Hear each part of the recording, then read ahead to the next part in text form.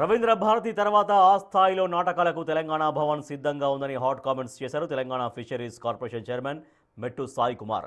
రవీంద్ర భారతిలో డేట్లు ఫుల్ అయితే ఎవరైనా సరే తెలంగాణ భవన్కు పోవచ్చని సెటైరికల్ కామెంట్స్ చేశారు మెట్టు సాయి కుమార్. వచ్చే రోజుల్లో బీఆర్ఎస్ భవన్లో నాటకాలే వేసుకోవాల్సి ఉంటుందని, వాటి story screenplay direction Harish Rao, KTR అన్నారు సాయి కుమార్.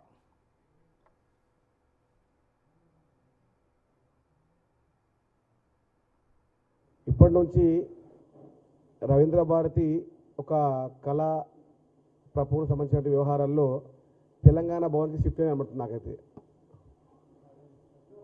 నాటక సంబంధించిన అన్ని నృత్యాలు ఇప్పుడు రవీంద్ర భారతి తర్వాత తెలంగాణ భవన్లో చేయనీకే వాళ్ళ దగ్గర పూర్తి సమయం ఉంది బీఆర్ఎస్ నాయకుల దగ్గర.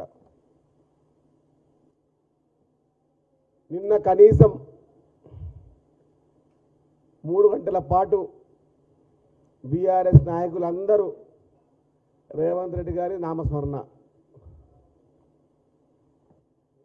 తెలంగాణ భవన్లో రేవంత్ రెడ్డి గారి పేరు 3 గంటల పాటు బీఆర్ఎస్ నాయకులు నామస్మరణ చేసి వాళ్ళు పునీతులయ్యారు.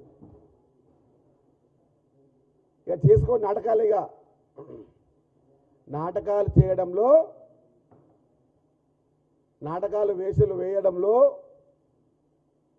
దాన్ని రక్తిగా చిట్టడంలో బీఆర్ఎస్ పార్టీకి పెట్టింది పేరు.